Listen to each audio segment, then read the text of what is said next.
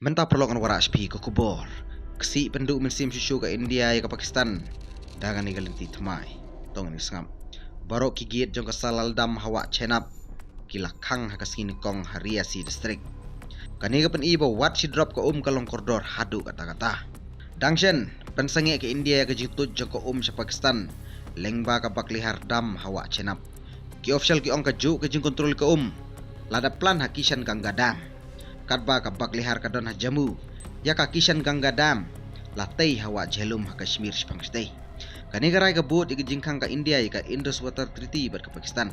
Ki official ki pentikina bagaju ka senjam ladep pen perkhat hakisan gangga kumju.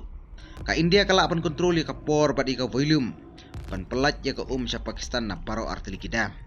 U Amit Malviya Prastat uhe ka IT cell BJP. U ay ka jingero yo Prime Minister Modi bu shem ka nongrem ka baskam. Halor ka water policy. U Malviya ong ka bar ka snam kamla bantuj lang haju. Unong sungsnang batip kerteng kum Dinesh. Ukraine siya ka ani news ba. Ka Pakistan ka don hok panyo ya kani nganong. Hadin ka jinger tama Pahalgam. Saway pat unong sungsnang wong. Kani ka action ka digijing job ka bakraw. Bat kersyan ya kajing lam lenti Prime Minister Modi. Ka level jong ka hawa cenap kalakiyo hakini gisngi namaru labah ka artaring me. Ka Pahalgam ka bapelong ya ke India pakan sim ya kani senjam. Pan ay ka nong ka bakraw ya ka Pakistan.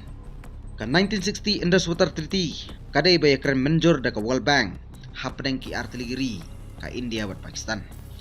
La slam ka Pakistan ka Persya ya kijingtay jong ka India habak ligar. Wala la depan panray na ka World Bank. Kubli Shibun, Storyteller, London Network, Daily Post.